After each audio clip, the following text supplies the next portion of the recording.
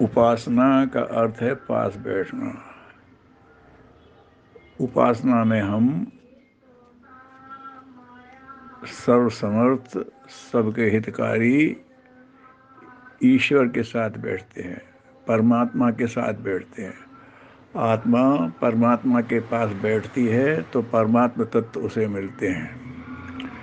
हमारे अंदर वायु है, वो बाहर के वायु से जुड़ी रहती है तो अंदर की वायु ठीक रहती है। हमारा अंदर का जल तत्व बाहर के जल तत्व से जुड़ा रहता है तो जल तत्व ठीक रहता है।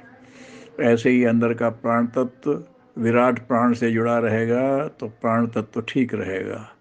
और अगर आत्म तत्व भी परमात्म तत्व से जुड़ेगा तो आत्म तत्व सशक्त होगा। आत्म तत्व सशक्त हो जाए और वो अपने जीवन को अधिकार में ले ले, इसी को अधिआत्म कहते हैं। अध्यात्म, अधिआत्म, आत्मा के अधिकार में सब आ गया। लेकिन उसके लिए आत्मा को समर्थ बनाना पड़ता है।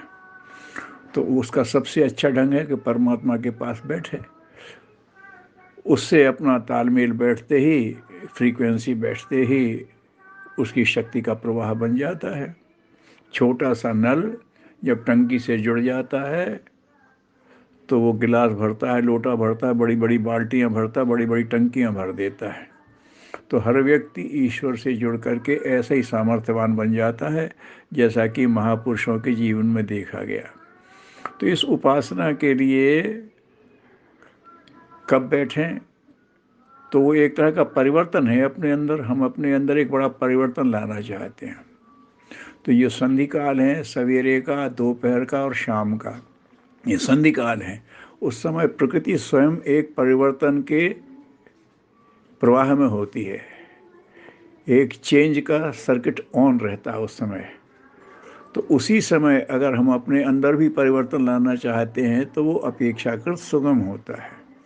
जब बाहर की प्रकृति स्वयं परिवर्तन के क्रम में है, उसी समय अपनी अंतः प्रकृति को उसके साथ जोड़ते हैं तो वो परिवर्तन सहज हो जाता है।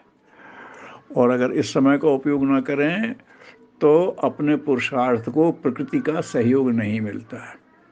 इसलिए समझदारों ने ये कहा कि उपासना करनी है तो जब प्रकृति परिवर्तन के काल में होती है, सवेरे के समय रात्रि का और दिन का जोड़ बनता है, एक परिवर्तन है। रात्रि दिन की तरफ जा रही है।